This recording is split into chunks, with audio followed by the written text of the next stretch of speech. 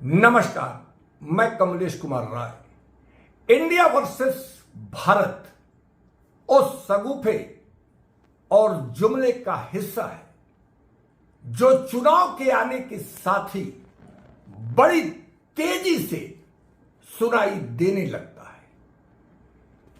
दरअसल 2024 लोकसभा का चुनाव जैसे जैसे नजदीक आ रहा है, ऐसी चर्चाएं परवान चढ़ने लगी हैं और उसी का नतीजा है कि तमाम उन चीजों को, उन स्थितियों पर बहस चलाई जा रही है जिससे आम आदमी का कोई लेना देना नहीं होता।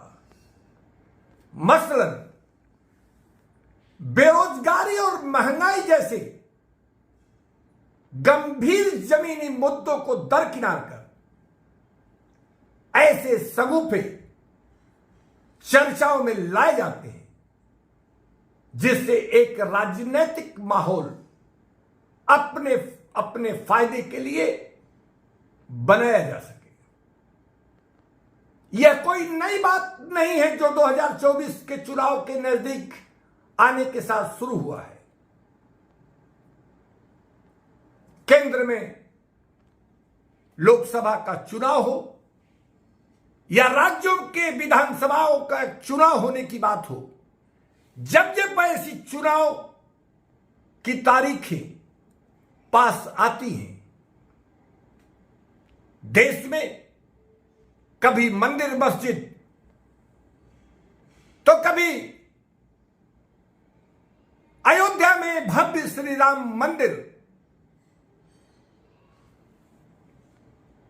और कभी तमाम उन स्थितियों को जो राजनीतिक फायदा पहुंचाने के लिए,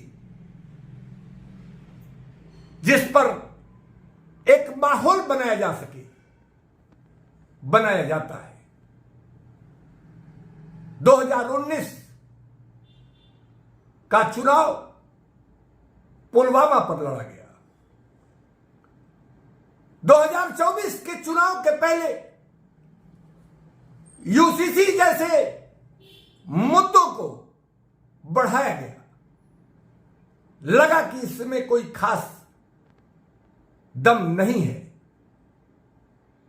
तो वर्तमान के दिनों में वन नेशन वन इलेक्शन का सगुफा छोड़ा गया और उसी के साथ ही इंडिया वर्सेस भारत पर बहस शुरू कर दी गई। और इस बहस को तब बल मिला जब G20 के मेहमानों को डिनर पर आमंत्रित करने के लिए प्रेसिडेंट ऑफ भारत की तरफ से इनविटेशन कार्ड भेजे गए। विपक्षी दलों का कहना है कि सत्तारूढ़ भाजपा खुद को संविधान से ऊपर मानकर जानबूझकर इंडिया वर्सेस भारत को बहस में चलाना चाहती है। विपक्षियों का यह भी मानना है, यह आरोप है कि जब से विपक्षी दलों के गठबंधन का नाम इंडिया रखा गया है, तब से केंद्र में भाजपा की सरकार इंडिया शब्द से ही गुरेज करने लगी है। इंडिया शब्द पर ही उसकी भ्रिगुटी टेढ़ी हो गई है और यहां तक कि आरएसएस से लेकर भाजपा के तमाम वरिष्ठ नेताओं के द्वारा इंडिया शब्द को ही गुलामी की एक संदेश मानने की बात कह रहे हैं। इंडिया शब्द से ही गुलामी का बू ऐसे लोगों को आने लगी है, जो शब्द आज 75 साल से देश के संविधान के तहत देश और विदेशों में इसी नाम को आगे बढ़ाया जा रहा है। ऐसी स्थिति में आखिर विपक्षी दलों का यह आरोप कि इंडिया शब्द से इस तरीके से भाजपा सरकार खौफजदा है, और उसी का नतीजा है कि प्रेसिडेंट ऑफ इंडिया की जगह president of Bharat, prime minister of Bharat से लेकर तमाम जगहों पर इंडिया के स्थान पर भारत लिखा जाने लगा है। संविधान के जानकारों का मानना है कि इंडिया की जगह भारत लिखने से पहले सरकार को संविधान में परिवर्तन करना होगा। 2/3 मेजॉरिटी से ही लोकसभा और राज्यसभा में 368 धारा के अधिकार के तहत अनुच्छेद 1 में इंडिया दैट इज भारत लिखे हुए शब्द को का परिवर्तन करने के लिए संविधान में परिवर्तन करने की जरूरत होगी।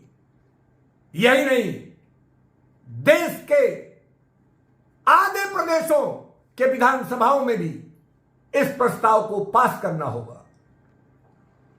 वहीं कुछ लोगों का यह भी मानना है कि चूंकि आर्टिकल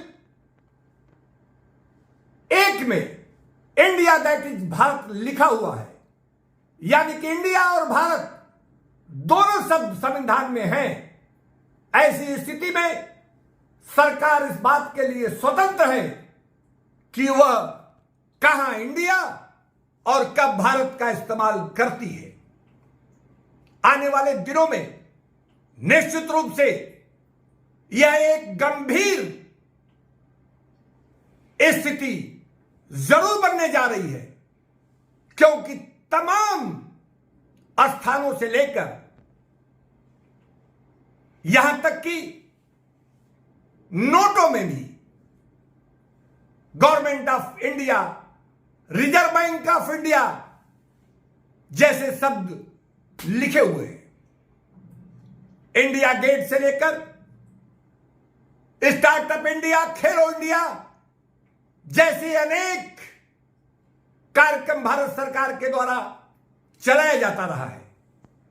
ऐसी स्थिति में इस बात पर चर्चा गंभीर होती जा रही है कि क्या सिर्फ विपक्षी दलों के गठबंधन का नाम इंडिया होने मात्र से भारत सरकार इंडिया शब्द को ही हटाने में जिस तरीके की दिलचस्पी ले रही है, वह कितना वाजिब है। उपभोक्ता मंच के लिए आज बस इतना ही। नमस्कार।